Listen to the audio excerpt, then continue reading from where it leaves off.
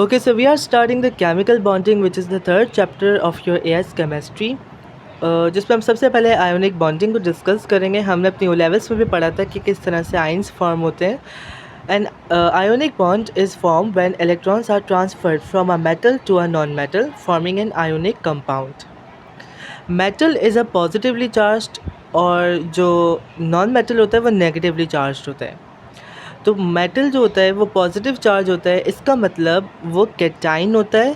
याद रखिएगा, जब भी किसी एटम पर चार्ज आ जाता है तो वो आयन हो जाता है. ठीक है, if it is positively charged, अगर उस पर जो चार्ज आया है वो पॉजिटिव है तो वो कैटाइन होता है, लाइक मेटल जो कि इलेक्ट्रॉन दे देता है. क्योंकि वो इलेक्ट्रॉन देता है तो उस पर पॉजिटिव चार्ज आ जाता है.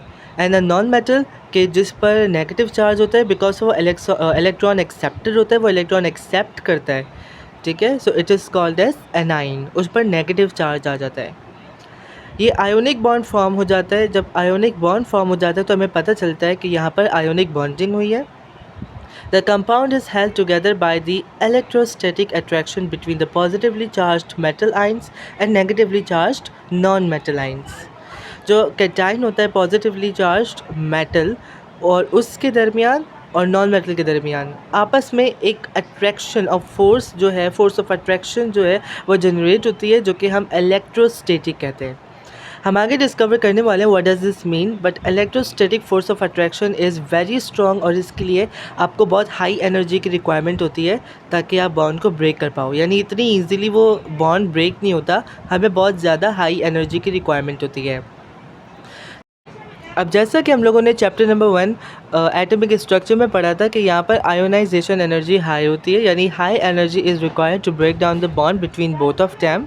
ठीक है, dot and cross diagrams are often used to represent ionic bonding. For one species electrons are shown as dots and the other as crosses. For example हम बहुत वो एग्ज़ाम्पल यूज़ करते हैं जो कॉमनली यूज़ होती है, सोडियम क्लोराइड NaCl. सोडियम अपना एक इलेक्ट्रॉन ट्रांसफ़र करता है because it have an ability to give one electron, इसकी वैलेंसी पॉजिटिव 1 होती है. ठीक है, और क्लोरीन इज़ -1, इसकी वैलेंसी -1 है, यानी इसको एक इलेक्ट्रॉन रिक्वायर होता है टू कंप्लीट इट्स ऑर्बिट. अब हम यहाँ पे बात करते चलेंगे कि अगर आपको डॉट एंड क्रॉस डायग्राम बनाने का कहा जाता है तो आप किस तरह से शो करोगे. फॉर सोडियम आप इसको डॉट, जो इलेक्ट्रॉन्स ऑफ सोडियम होंगे उसे आप डॉट से रिप्रेजेंट करोगे, और जो इलेक्ट्रॉन्स ऑफ क्लोरीन होंगे यानी द सेकंड एटम जो आप दूसरा एटम दिखा रहे हो वो क्रॉस होगा. ओके, प्लस आपको आउटर मोस्ट शेल बनाने की ज़रूरत है, सिर्फ आपको इनर शेल्स बनाने की ज़रूरत नहीं है. यानी for suppose the first shell जिसमें 2 इलेक्ट्रॉन्स होते हैं वो बनाने की ज़रूरत नहीं होती, आप सिर्फ आउटर मोस्ट शेल दिखाओगे. अगर कोई ऐसा एलिमेंट है लाइक हाइड्रोजन जिसमें होता ही एक शेल है तो आप वही आउटर मोस्ट शेल दिखाओगे. Typically, only outer shell electrons are shown and charges are also shown outside square brackets surrounding the ion. अच्छा, यहाँ पर सबसे बड़ी बात यह है कि हम लोगों ने ये तो समझ लिया है कि हम जो इलेक्ट्रॉन्स शो करेंगे वो डॉट एंड क्रॉस शो करेंगे, और आउटर मोस्ट शेल शो करने से आउटर मोस्ट शेल में कितने इलेक्ट्रॉन्स हैं सिर्फ ये शो करेंगे. बाकी जो ब्रैकेट्स जो कि हम ब्रैकेट यूज़ करेंगे उसके ऊपर कितने चार्ज है वो भी लाजमी लिखना है. अगर कोई एलिमेंट है लाइक फॉर सपोज़ कैल्शियम है जो कि 2 इलेक्ट्रॉन ट्रांसफ़र कर रहे हैं तो हम +2 लिखेंगे. अगर सोडियम है तो +1 आएगा. वीडियो को पॉज करें और गौर से एग्जांपल्स पढ़ें sodium chloride, magnesium oxide and calcium fluoride की, और अच्छे से देखें कि इसका डॉट एंड क्रॉस डायग्राम किस तरह से बनाया हुआ है. अच्छा, यहाँ पर आपको ये बात पता होनी चाहिए कि आयोनिक कंपाउंड जब भी फॉर्म होता है तो वो जॉइंट आयोनिक लैटाइस स्ट्रक्चर बनाता है. ठीक है, कोवेलेंट बॉन्डिंग की अगर हम बात करते चलेंगे तो अ covalent bond is a chemical bond where electron pairs are shared between atoms. यहाँ पर इलेक्ट्रॉन्स की शेयरिंग होती है, कोई ट्रांसफ़र नहीं होते, बल्कि अगर दोनों कोई इलेक्ट्रॉन्स रिक्वायर होते हैं तो वो आपस में शेयर करते हैं to complete the outermost shell. A covalent bond is the strong electrostatic attraction between a shared pair of electrons and the nuclei of the bonding atoms. ये कोवेलेंट बॉन्ड जो है ये कोई बहुत लाइक वी कैन नॉट से कि it is a weaker bond, ये भी एक स्ट्रॉन्ग इलेक्ट्रोस्टैटिक अट्रैक्शन होती है. बहुत हाई स्ट्रॉन्ग बॉन्ड होता है, उसके लिए भी आपको बहुत हाई एनर्जी रिक्वायर होती है to break down the bonds. ठीक है, and this is because the negative electrons are attracted to the positive protons in the nuclei and this overcome repulsion between 2 nuclei. इसका मतलब ये कि जो इलेक्ट्रॉन्स जो कि नेगेटिव, ऑब्वियसली इलेक्ट्रॉन्स जो नेगेटिव होते हैं जब वो अट्रैक्ट किए जाते हैं towards the positive proton inside the nuclei, क्योंकि आपको पता है कि प्रोटॉन न्यूक्लियस के अंदर होते हैं, तो ये दिस ओवरकम द रिपल्जन, ठीक है, रिपल्जन यहाँ पर ओवरकम हो जाती है बिटवीन द टू न्यूक्लियाई, और उसकी वजह से जो है यहाँ पर ये बहुत ज़्यादा स्ट्रॉन्ग बॉन्ड बनाता है। और इसी वजह से, क्योंकि जब दो एटम आपस में अटैच हो जाते हैं, अट्रैक्शन बढ़ जाती है, तो हमें हाई रिक्वायर एनर्जी होती है, ठीक है, यानी ज़्यादा एनर्जी रिक्वायर होती है to break down the bonds between them, ठीक है। Similarly to ionic bonding, dot and cross diagrams can be used to represent covalent bonding. The circles or outer shells must overlap, and this overlap must contain a dot and cross to represent the shared pair of electrons. जिस तरह से हम लोगों ने outermost shell of ionic bonds, ionic compounds का जो हम लोगों ने स्ट्रक्चर बनाया था, तो उसमें हमने सेपरेटली ब्रैकेट्स के अंदर जो है वो अलग अलग एटम्स को रिप्रेजेंट किया था। लेकिन यहाँ पर आपको जो सर्किल जो कि आउटर मोस्ट शेल को रिप्रेजेंट कर रहे हैं वो अटैच होगा, ओवरलैप करना होगा, अटैच होगा एक दूसरे से, और उसी सर्किल में जहाँ ओवरलैपिंग हो रही है वहाँ एक डॉट और एक क्रॉस होगा, जो कि बताएगा कि ये एक डॉट एक एटम का है और जो दूसरा क्रॉस है वो दूसरे एटम का है, जो कि आपस में मिलकर एक पेयर बनाया है, और that is called the covalent bonding. अच्छा, ये जो है वो एग्जांपल्स आपको हाइड्रोजन की दी हुई है, hydrogen chloride and methane, ethene and oxygen and carbon dioxide. एक और क्वेश्चन यहाँ पर उठता है कि काफ़ी बच्चे ये सोचते हैं कि क्या सर्किल या आउटर मोस्ट शेल बनाना ज़रूरी है। सो नो, ये ज़रूरी नहीं है, और अगर आपने आउटर मोस्ट शेल नहीं बनाए इन ओ लेवल्स और इन ए लेवल्स तो आपको फिर भी मार्क्स मिलेंगे। You are only required to show the dot and cross diagram, यानी आपको डॉट और क्रॉस लाजमी शो करना है, आउटर शेल इंपॉर्टेंट नहीं है। हाँ, वो जो कन्फ्यूज़ होते हैं बच्चे कि भाई आउटर मोस्ट शेल में कितने इलेक्ट्रॉन्स है या किस तरह से शो करें, तो वो सर्किल बना लें, वरना it is not mandatory. Okay, now this is a new type of bond in your A levels, जो आपको लेवल्स में नहीं पढ़ाया था, and it is a part of your A level chemistry syllabus, coordinate dative bond. ये किस type का bond है? A dative covalent bond has one atom which supplies both of the shared electrons. In the dative covalent bond A arrow B, यानी ए अपना जो दोनों pair of electrons है वो किसकी तरफ शेयर कर रहे हैं? Towards B. A donates a pair of electrons to B, और बी कोई भी इलेक्ट्रॉन शेयर नहीं कर रहा। अब आप एग्जाम्पल्स पढ़ेंगे तो आपको पता चलेगा कि नाइट्रोजन के आउटर मोस्ट शेल में कितने इलेक्ट्रॉन्स होते हैं, कितनी रिक्वायरमेंट होती है। इसने 3 हाइड्रोजन के साथ बॉन्ड बनाए हुए हैं, कोवेलेंट बॉन्ड, ठीक है, NH3 जिसे हम अमोनिया कहते हैं।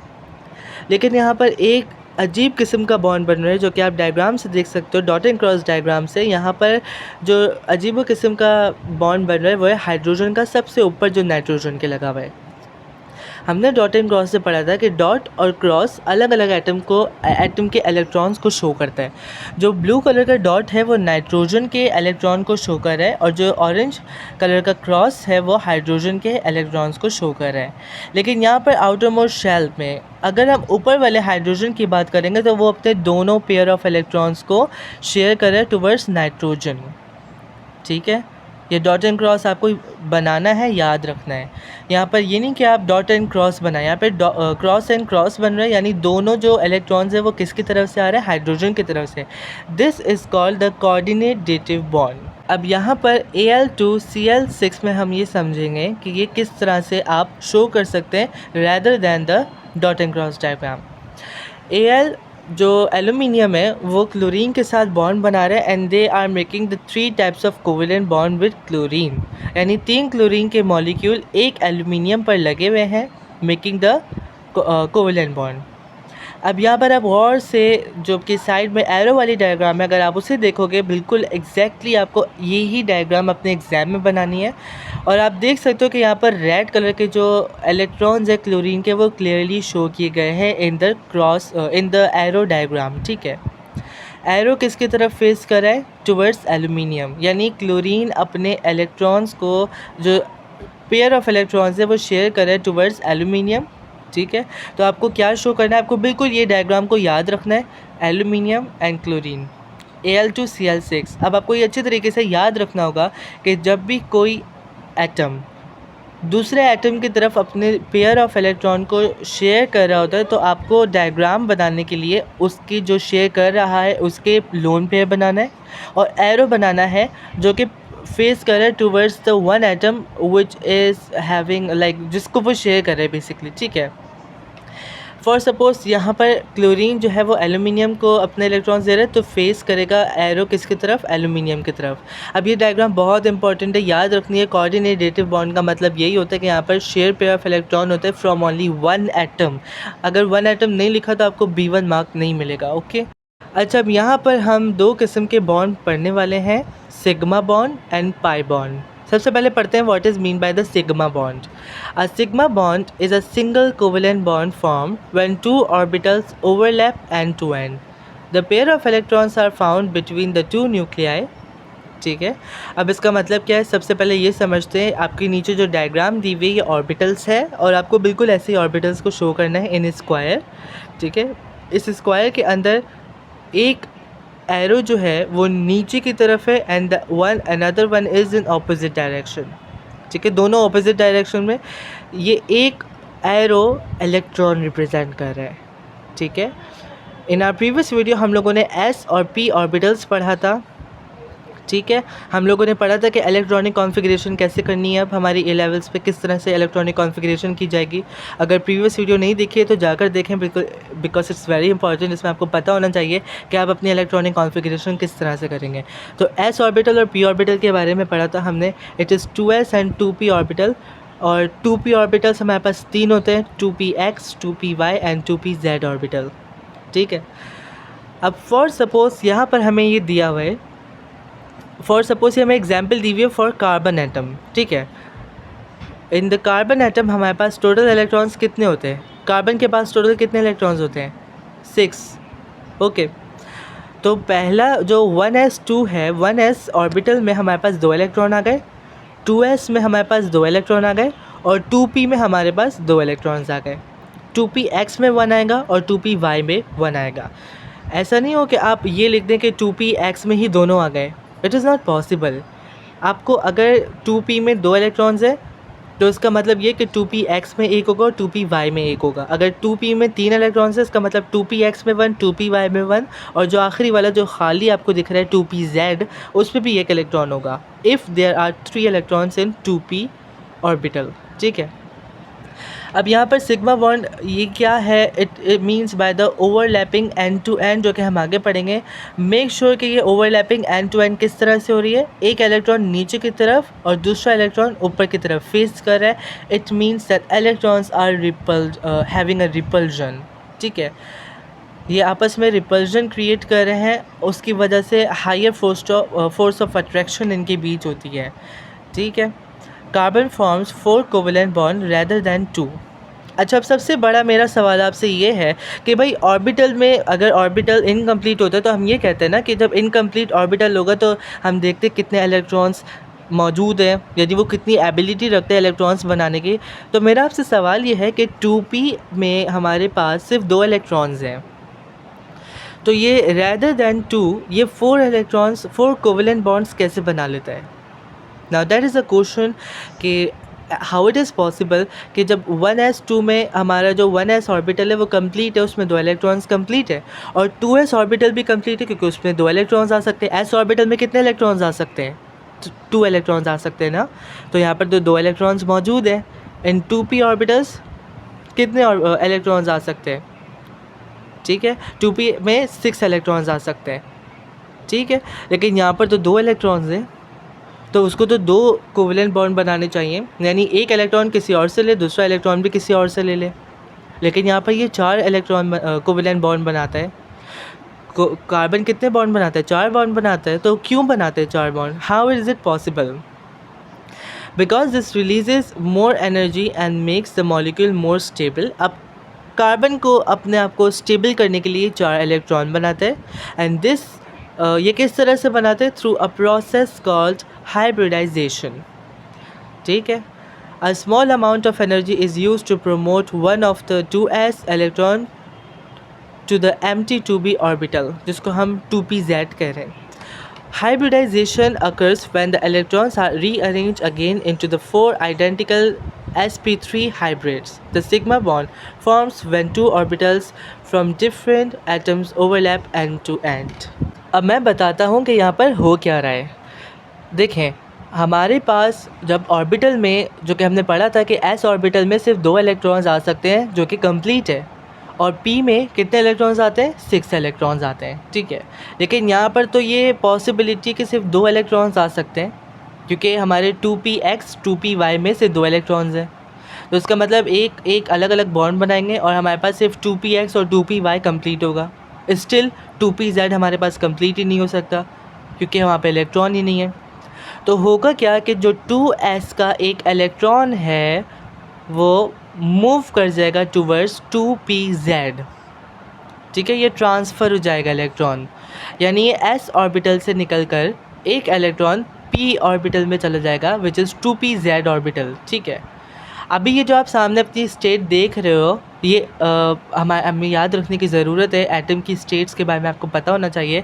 ये जो आप सामने स्टेट देख रहे हो कि ऑर्बिटल में, ये ओरिजिनल हमारे पास केस है कि हमने कार्बन की इलेक्ट्रॉनिक कॉन्फ़िगरेशन लिखी और उसके बाद हमने जो है वो डायग्राम से शो कर लिया कि इलेक्ट्रॉन में इतनी रिपल्जन हो रही है, इतने ऑर्बिटल्स में इतने इलेक्ट्रॉन्स हैं।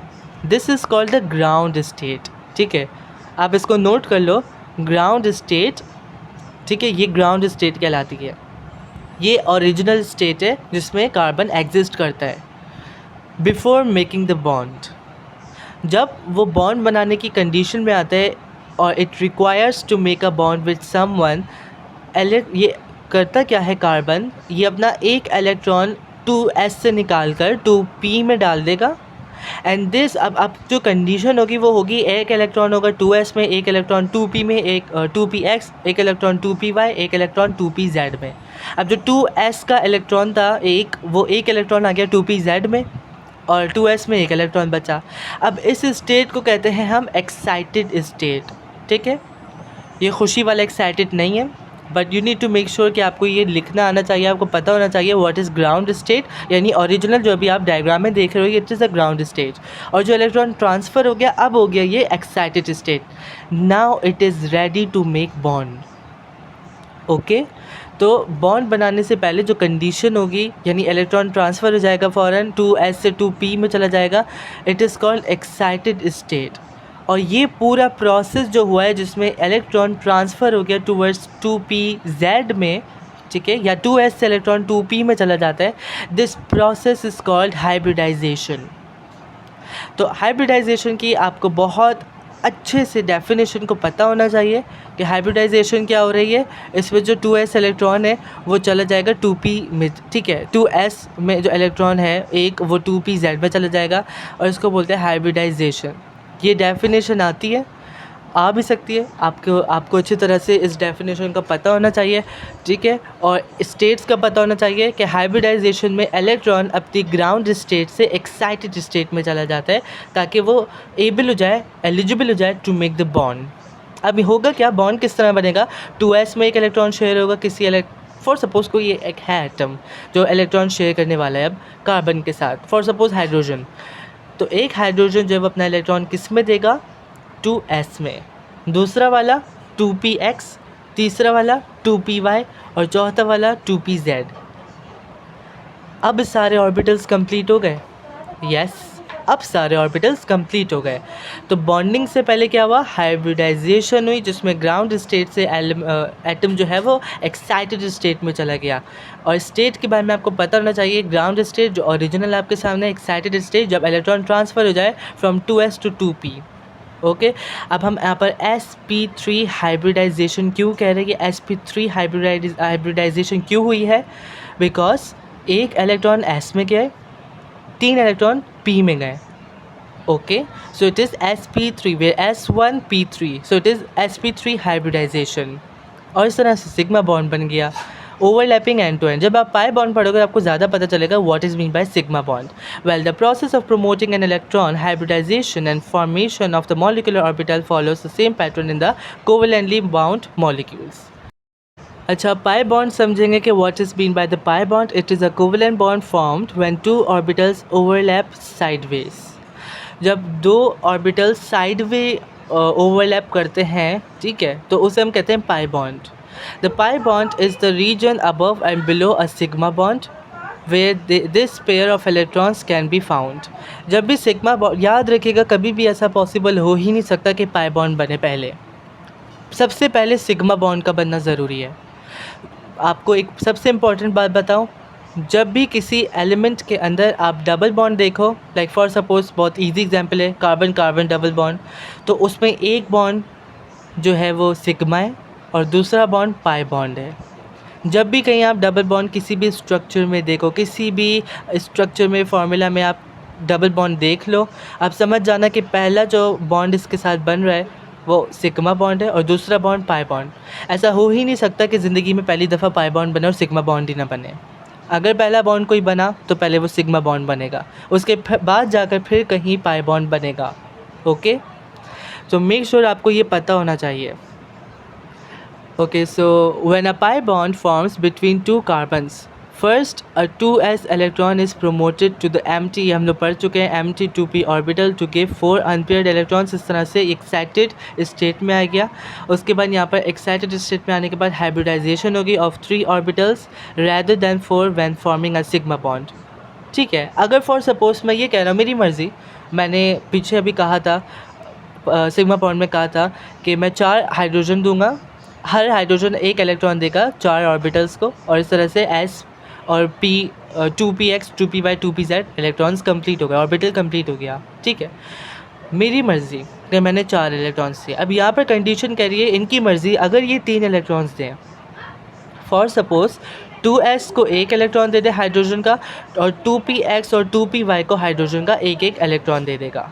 ठीक है, मतलब ये सिर्फ 3 हाइड्रोजन दे रहे हैं, इसकी मर्ज़ी, rather than 4 when forming a sigma bond. तो ये किस तरह से हाइब्रिडाइजेशन होगी, ये कौन सा हाइब्रिडाइजेशन होगा, sp2, जिसमें हमारे पास s में एक इलेक्ट्रॉन गया s1 और p में कितने इलेक्ट्रॉन्स गए, 2, sp(x) और xp(y) में इलेक्ट्रॉन्स गए। ठीक है, 2 हाइड्रोजन, टोटल 3 हाइड्रोजन दिए। ठीक है, तो इसका मतलब है कि sp2 हाइब्रिड्स हो गए यहाँ पर। ठीक है, end to end overlap of two sp2 hybrid form from different carbon atoms forms a sigma bond। ठीक है, अब ये जो sp3 हाइब्रिड्स हुए जो कि ऑब्वियसली डिफरेंट कार्बन एटम्स के साथ हुआ है। ठीक है, फॉर सपोज उन्होंने कार्बन एटम लिया है, तो उसमें अब ये क्या होगा, सिग्मा बॉन्ड बनेगा। जैसे हमने कहा था कि ऑर्बिटल्स जब एंड टू एंड ओवरलैप करेंगे तो ये बनेगा सिग्मा बॉन्ड, जो साइड वे ओवरलैप होगा वो बनेगा pi bond. The p orbital, यानी ये यहाँ पर 2pz की बात हो रही है जिसमें कोई इलेक्ट्रॉन मौजूद, एक इलेक्ट्रॉन मौजूद तो है लेकिन कोई भी ऐसा एटम नहीं दिया, हम लोगों ने सिर्फ 3 हाइड्रोजन दिए, एक भी ऐसा मज़ीद हाइड्रोजन नहीं दिया जो इलेक्ट्रॉन बनाए, पेयर बनाए, इलेक्ट्रॉन ट्रांसफ़र करें। ठीक है, 2pz की जानिब। तो हम क्या कह रहे हैं कि the 2p orbital in each carbon atom contains an unpaired electron. अब यहाँ पर p ऑर्बिटल 2pz की बात हो रही है जहाँ पर अनपेयर इलेक्ट्रॉन है, सिर्फ एक ही इलेक्ट्रॉन है। These orbitals overlap sideways to form a pi bond. अब ये जो कार्बन है ये अपने ही साथ क्या बना लेगा, ये अपने ही साथ डबल बॉन्ड बना लेगा। ठीक है, और इस तरह से कार्बन कार्बन डबल बॉन्ड बन जाते हैं। तो सबसे पहले सिग्मा बॉन्ड बनेगा, उसके बाद साइड वे ओवरलैप होगा तो वो पाई बॉन्ड बनेगा। हम आगे इसकी शेप्स भी डिस्कस करेंगे। The shape of a molecule is determined by the arrangement of electrons around the centre atom. ये आपको याद करने की ज़रूरत है, जो कि हम आगे पढ़ने वाले हैं। आप वीडियो को पॉज करके स्क्रीनशॉट भी ले लीजिएगा ताकि आपको याद रहे।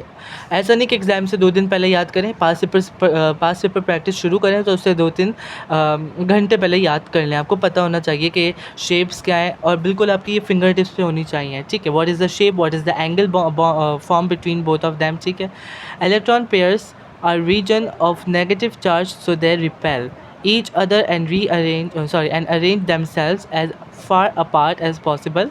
Lone pairs offer more repulsion than bonding pairs. So the order of repulsion is greater repulsion to lone pair than lone pair to bonding pair and lowest repulsion from bonding pair to bonding pair. अच्छा, इसका क्या मतलब है? आगे हम लोग हमारे पास chart आएगा जिसमें हम लोग इसका सारे जो एटम्स होते हैं वो जब बॉन्ड बना रहे होते हैं तो उसका हम लोगों को नाम याद होना चाहिए। ठीक है, ये कौन सी शेप बन रही है, प्लस हमें एंगल के बारे में पता होना चाहिए। It is very essential in your AS chemistry. Lone pair में सबसे ज़्यादा रिपल्जन होती है और लोन पेयर बॉन्डिंग पेयर में उससे कम, और सबसे कम रिपल्जन बॉन्डिंग पेयर में होती है। ठीक है, when drawing the shapes of molecule, a bond in the plane of a paper is a normal line. A bold wedge shows the bonding the bond is coming towards you and a dotted wedge shows the bond is going away from you. ये हम आगे भी discover करने वाले हैं कि क्या कहा जा रहा है यहाँ पर। और बिल्कुल आपको ऑर्गेनिक केमिस्ट्री में भी स्पेशली ये केसेस आते हैं कि आपको वेज बनाना होता है to show your diagram, show the structure, show the shapes of the molecules, ठीक है।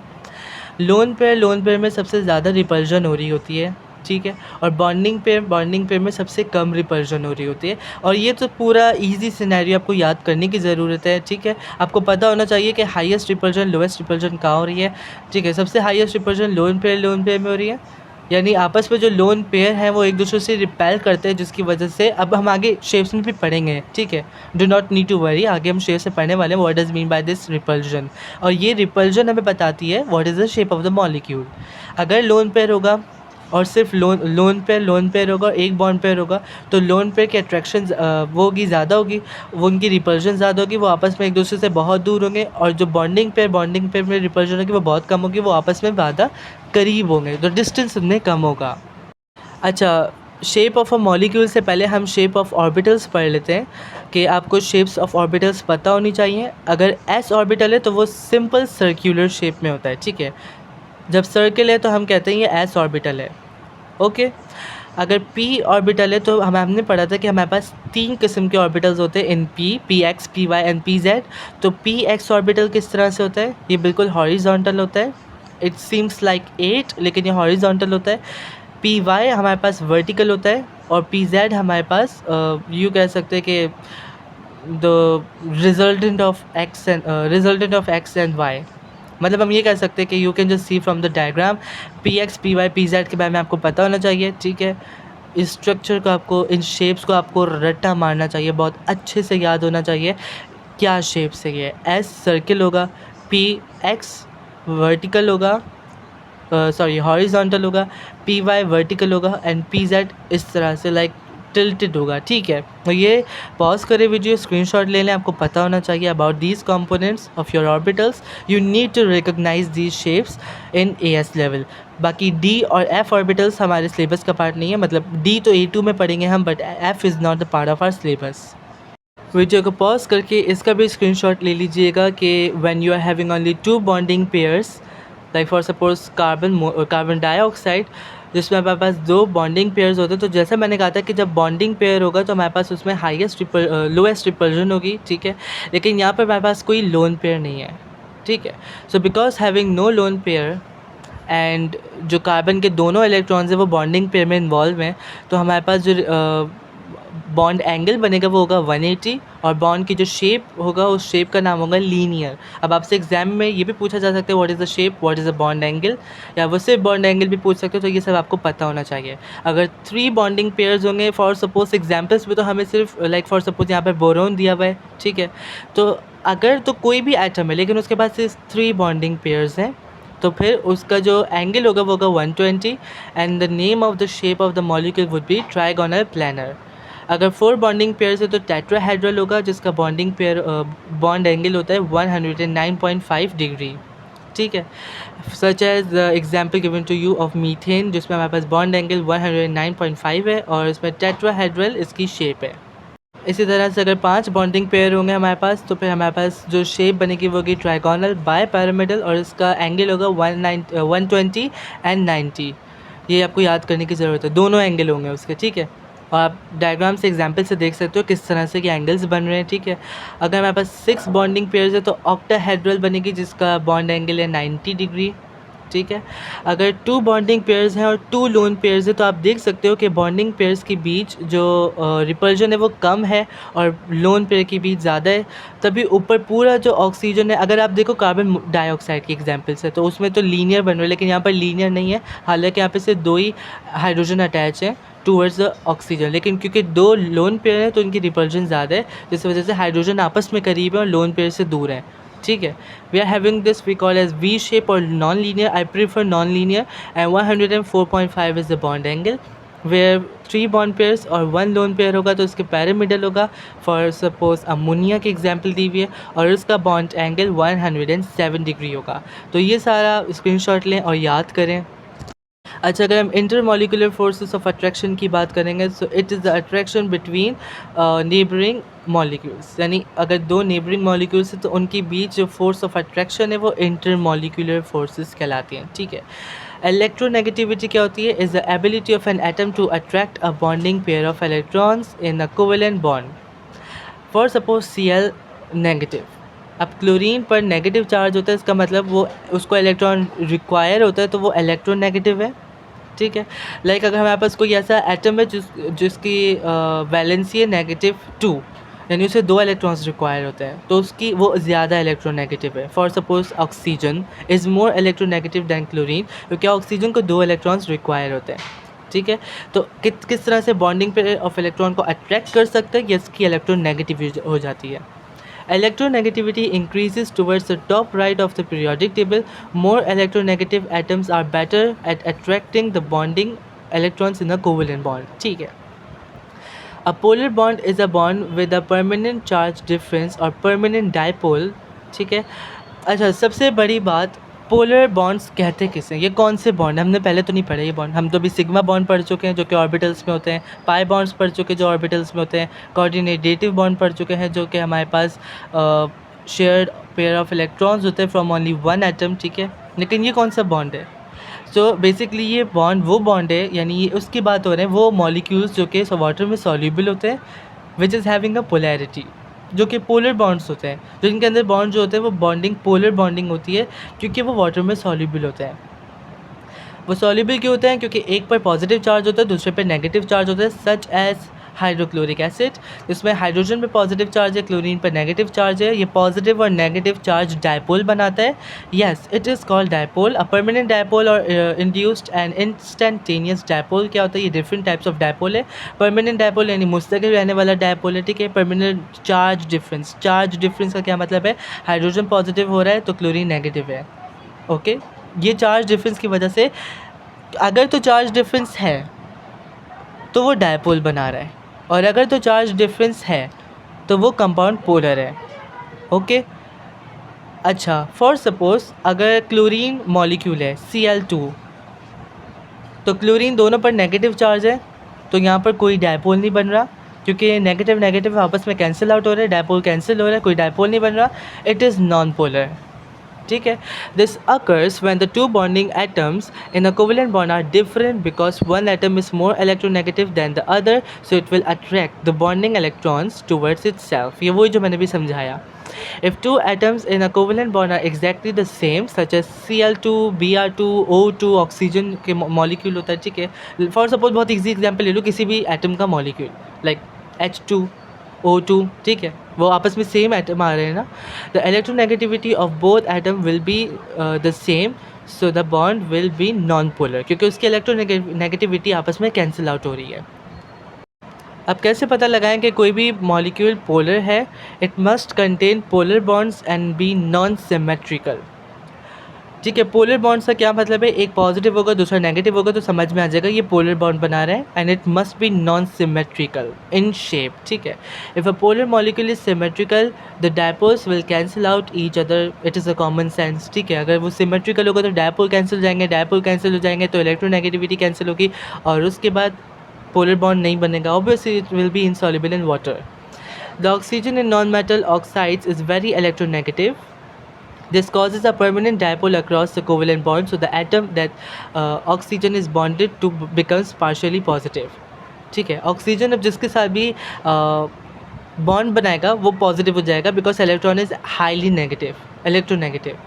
When the oxide is added to water, lone pairs on oxygen in the water are attracted to the partially positive atom in the oxide, causing hydrolysis. Hydrolysis जो हमने पढ़ा था वो addition of water होता है, ठीक है। और इसके बिलो जो एग्जाम्पल्स है कि यानी आपके पास यहाँ पर जो आपस में रिएक्शन हो रहा है, एडिशन ऑफ वाटर हो रहा है बेसिकली, तो किस तरह से इलेक्ट्रोनेगेटिविटी जो है वो इंक्रीज़ हो रही है और किस तरह से पॉजिटिव चार्ज आ रहा है बिकॉज ऑफ ऑक्सीजन, ठीक है, because oxygen is highly electronegative. अब आप लोगों ने अपने ओ लेवल्स में हाइड्रोजन बॉन्डिंग के बारे में बिल्कुल भी ना पढ़ा ना सुना, so in your A level it is a part of your syllabus which is hydrogen bonding. क्या होती है? मॉलिक्यूल्स कंटेनिंग NH, OH और FH means nitrogen and hydrogen bond, oxygen and hydrogen bond और fluorine and hydrogen bond can form hydrogen bonds. This is because oxygen, nitrogen and fluorine are very electronegative, meaning they draw the bonding electrons towards them to create a strong dipole, maybe a permanent dipole, or charge difference across the bond. Dipole का मतलब मैंने अभी दोबारा समझाया था, एक बार फिर बता देता हूँ. इट मीन्स लाइक HCl, जिसमें H पॉजिटिव है, Cl नेगेटिव है. जब अपोजिट चार्ज आ जाएंगे तो it is the difference between the opposite charge, और उसकी वजह से ये डायपोल बना देता है. डायपोल जब भी बनता है तो याद रहे कि वो वाटर में सॉल्युबल होता है. A hydrogen bond is the attraction between the partially positive hydrogen and a lone pair on oxygen, or maybe nitrogen, or maybe fluorine.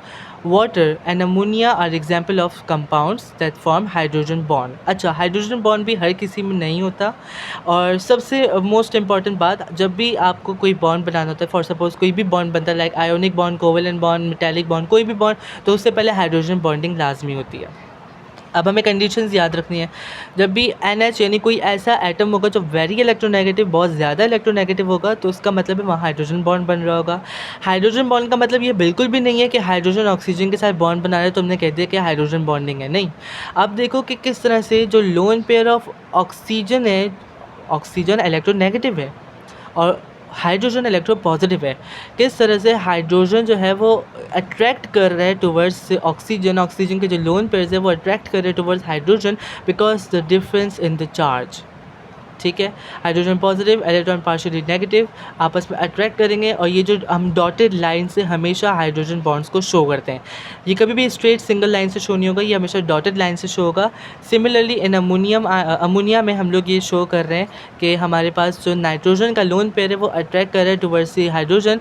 It is not the dative bond. आप याद रहे कि ये dotted line से represent, कभी भी dative bond नहीं होता. डेटिव बॉन्ड हमेशा एरो से रिप्रेजेंट होता है. ओके, जब भी हाइड्रोजन जो कि किसी के लोन पेयर पर जो है वो बॉन्ड बनाएगा तो हम उसे बोलेंगे कि ये हाइड्रोजन बॉन्डिंग कर रहा है. अब जिस तरह से हमने कहा था कि वाटर मॉलिक्यूल है, तो एक वाटर मॉलिक्यूल यानी एक पानी के ग्लास के अंदर सिर्फ एक H2O होता है, नहीं बहुत सारे H2O होते हैं. तो वो बहुत सारे H2O कैसे होते हैं? जिस तरह से आपके सामने एग्जाम्पल है कि दो H2O आपस में इस तरह से हाइड्रोजन बॉन्ड के थ्रू कनेक्टेड हैं, अट्रैक्ट कर रहे हैं, बॉन्ड बना रहे हैं. इसी तरह से जो ऊपर वाला हाइड्रोजन है वो दूसरे ऑक्सीजन मॉलिक्यूल के साथ, इसी तरह से और मज़ीद. तो इतने सारे हाइड्रोजन मॉलिक्यूल्स, वाटर मॉलिक्यूल्स आपस में एक दूसरे के साथ हाइड्रोजन बॉन्ड बनाते हैं टू मेक वाटर मॉलिक्यूल, और इस तरह से वाटर मॉलिक्यूल बनता है. सिमिलरली ना नाइट्रोजन कंपाउंड. ठीक है, तो ये जो है वो सारा हाइड्रोजन बॉन्डिंग का है, बहुत इंपॉर्टेंट है, याद रखना है. इसका ये हरगिज़ मतलब नहीं है कि हाइड्रोजन ऑक्सीजन के साथ बॉन्ड बना रहा है. आप डॉटेड लाइन से नोट करो कि हाइड्रोजन बॉन्डिंग हो कहाँ पे रही है. अच्छा, ये कुछ की टर्मिनोलॉजीज़ है जो आपको याद होनी चाहिए. हमें रिएक्टिविटी के बारे में पता होना चाहिए of covalent compound which is affected by 3 factors: bond energy, length and polarity. ठीक है, बॉन्ड एनर्जी का क्या मतलब है? The amount of energy needed to break 1 mole of a given gaseous covalent bond to produce gaseous atom. ठीक है, covalent bond को atom में तोड़ना यानी Cl2 को Cl में तोड़ने के लिए जो बॉन्ड जो एनर्जी रिक्वायर है उसे बॉन्ड एनर्जी कहते हैं. ठीक है, हर किसी की बॉन्ड एनर्जी ऑब्वियसली डिफरेंट होती है, और आपको अपनी AS एंड A लेवल्स में आपको बेसिकली डेटा बुकलेट दी जाती है, तो उसमें आपके पास ये सारी चीज़ें लिखी हुई होती हैं. You do not need to memorise this bond length, bond energy. ठीक है, तो ये आपको जो है वो वहाँ पर डेटा बुकलेट में दी हुई होगी. Just you need to calculate किसकी बॉन्ड एनर्जी हाई है, यानी कितना ज़्यादा उसके अंदर फोर्स ऑफ अट्रैक्शन है, कि ज़्यादा ही एनर्जी रिक्वायर है to break down the bond. Bond length का क्या मतलब है? Bond length is the distance between two nuclei in a covalent bond. यानी कि अगर फॉर सपोज Cl आपस में बॉन्ड बना रहे हैं Cl2, तो जो एक क्लोरीन का न्यूक्लिया है वो दूसरे क्लोरीन के न्यूक्लिया से कितनी डिस्टेंस में, उसे बॉन्ड लेंथ कहते हैं.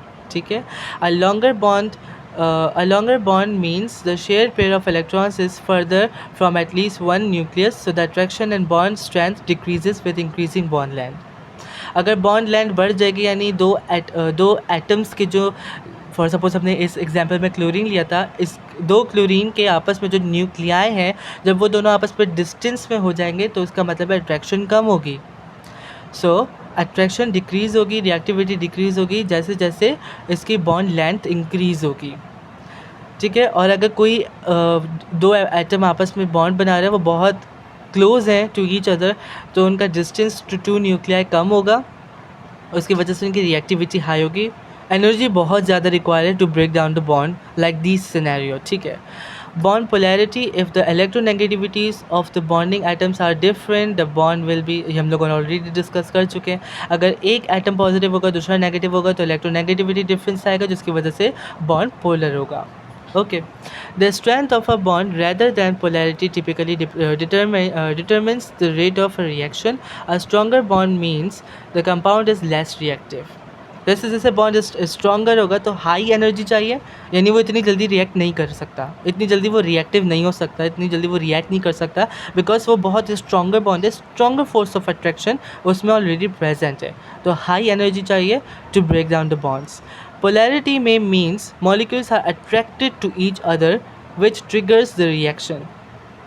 इसका मतलब ये कि पोलैरिटी अगर ज़्यादा होगी तो इसका मतलब है कि अट्रैक्शन तो दो एटम के दरमियान है वो ज़्यादा है, जिसकी वजह से पोलैरिटी ज़्यादा है, जो कि मे भी रिएक्शन ना करे क्योंकि ऑब्वियसली अट्रैक्शन ज़्यादा है, ज़्यादा एनर्जी चाहिए और उसकी वजह से वो इतनी जल्दी रिएक्ट नहीं कर सकता.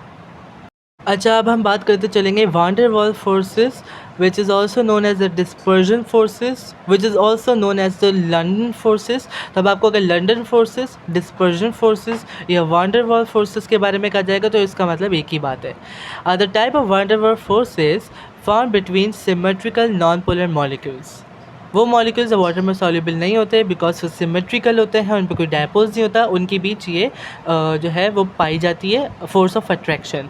There are no permanent dipoles but electrons are mobile, यानी वो फ्री होते हैं to move and in an instant they may be unevenly distributed, और वो हर जगह से डिस्ट्रीब्यूट होते हैं. अनइवनली का मतलब है कि यानी वो एक पर्टिकुलर अरेंजमेंट में नहीं होते, वो अरेंजमेंट में नहीं होते, वो ऐसे बिखरे हुए होते हैं हर जगह इलेक्ट्रॉन. सही है. This creates a temporary dipole. हाँ, टेम्पररी डायपोल वो बनाता है लेकिन वो परमानेंट डायपोल कभी नहीं बना सकता. टेम्पररी डायपोल का मतलब है कि यानी वो कभी भी ख़त्म हो सकता है, कभी भी बन सकता है. टेम्पररी डायपोल का और नाम है जो आपके एग्जाम में यूज़ किया गया है, such as the instantaneous dipole and temporary dipole, induce dipole. ठीक है, तो ये आपको पता होना चाहिए. The temporary dipole can induce dipoles in neighboring molecules as the partial negative charge repels electrons. These positive partial charges will remain attracted to each other. ठीक है. Permanent dipole forces are another type of van der Waals forces found between polar molecules. अच्छा, जो permanent dipole होगा तो ये किसके बीच found किया जा रहा है? पोलर मॉलिक्यूल जो वाटर में सॉल्युबल हो. जो वाटर में इनसॉल्युबल होंगे, जो सिमेट्रिकल होंगे, जो परमानेंट डायपोल नहीं बना रहे, जिनका इलेक्ट्रोनेगेटिविटी नहीं होगी, वो टेम्पररी डायपोल बनाते हैं which are also known as induced dipole. ठीक है. The permanent dipole in these molecules means the partial charges are more strongly attracted to one another. Okay, molecules with permanent dipole forces usually have higher boiling points than those which only have London forces between them. ये हमें पता है obviously कि high melting point क्यों होता है, high boiling point क्यों होता है, यानी हाई एनर्जी रिक्वायर है because high force of attraction. आपस में अट्रैक्टेड ज़्यादा होंगे तो ज़्यादा फोर्स ऑफ ज़्यादा एनर्जी की रिक्वायरमेंट है, हीट एनर्जी की रिक्वायरमेंट है to break down the bonds. Okay, however CCl4 has a higher boiling point than CHCl3 because CCl4 is a bigger molecule with more electrons, so the increased London forces compensate for the lack of permanent dipole forces. ठीक है, तो ये तो हम आगे organic chemistry में भी cover कर लेंगे. अच्छा, ये आपको पता होना चाहिए कि elements in group 18 exist as single atoms, so the only forces between the atoms are London forces. These forces are relatively weak, कमज़ोर होती हैं फोर्सेस, जिसकी वजह से कम एनर्जी रिक्वायर्ड होती है to break down the bonds. Boiling point increases down the group because the number of electron and atomic radius increases, जो कि हम अपनी प्रीवियस वीडियो में पढ़ चुके हैं कि बॉइलिंग पॉइंट इंक्रीज क्यों हो रहा है, बिकॉज एटमिक रेडियस और नंबर ऑफ इलेक्ट्रॉन्स इंक्रीज हो रहे हैं. अगर आपको नहीं पता एटमिक रेडियस क्या है तो वॉच द प्रीवियस वीडियो से पता चल जाएगा. What does it mean? Meaning that there is a stronger temporary dipole and stronger London forces between the atom. Br2 यानी ब्रोमीन का जो मॉलिक्यूल है is a liquid at room temperature because although it has only the London forces between molecules, it contains lots of electrons, meaning a strong temporary dipole between molecules. ठीक है. बाकी metallic bonding जो हम अपनी levels में भी पढ़ के आ चुके हैं. In metals positive metal ions cations are fix in a lattice and surrounded by mobile delocalized electrons. What does mean by the delocalized electrons? It means free electrons जो कि बिल्कुल आज़ाद होते हैं, इधर उधर घूम रहे होते हैं इलेक्ट्रॉन्स. ठीक है, with in the molecule. The strong electrostatic attraction between the positive metal ions and negative electrons hold the metal together. अच्छा, delocalized electrons इधर उधर कहाँ घूम रहे होते हैं? In the sea of electron. हम कहते हैं इसको sea of electrons, जिसमें electrons are mobile, they are free to move. Okay. और सबसे आखिर में हम ये पढ़ेंगे कि energy changes in reaction during a chemical reaction, energy is required to break bonds and release when making bonds. ठीक है. एक्सोथर्मिक एंडोथर्मिक रिएक्शन जब हम ओ लेवल्स में ऑलरेडी पढ़ के आ चुके हैं. एक्सोथर्मिक रिएक्शन में हमारे पास जो चेंज इन एनर्जी यानी डेल्टा एच वो नेगेटिव होता है, क्योंकि एक्सोथर्मिक रिएक्शन में बॉन्ड बनता है और एनर्जी रिलीज़ होती है. ठीक है. तो बॉन्ड बनने के लिए एनर्जी रिलीज़ होती है, मतलब बॉन्ड जब बनता है तो एनर्जी रिलीज़ होती है, और जब बॉन्ड को तोड़ना होता है to break down a bond energy require होती है, which is an endothermic reaction. ठीक है. इसका प्रोफाइल डायग्राम हम बाद में देख लेंगे, which is in another chapter. ठीक है. This is because less energy is required to break down the bond between. Okay, तो ये तो हम लोगों ने सारा पढ़ा हुआ है. So that's all about your chemical bonding. इसमें हम लोगों ने काफ़ी सारे टाइप्स ऑफ बॉन्ड को डिस्कवर किया, पढ़ाए समझाए. और now I request you guys to do solve past papers, ताकि आपकी प्रैक्टिस और ज़्यादा स्मूथ हो, आपकी चीज़ें फिंगर टिप्स पे हो जाएँ. ठीक है. And if you like this video, do subscribe this channel and do not forget to click on the bell icon to be notified on time. Do share this video to all AS level candidates who are facing problems in their A level chemistry.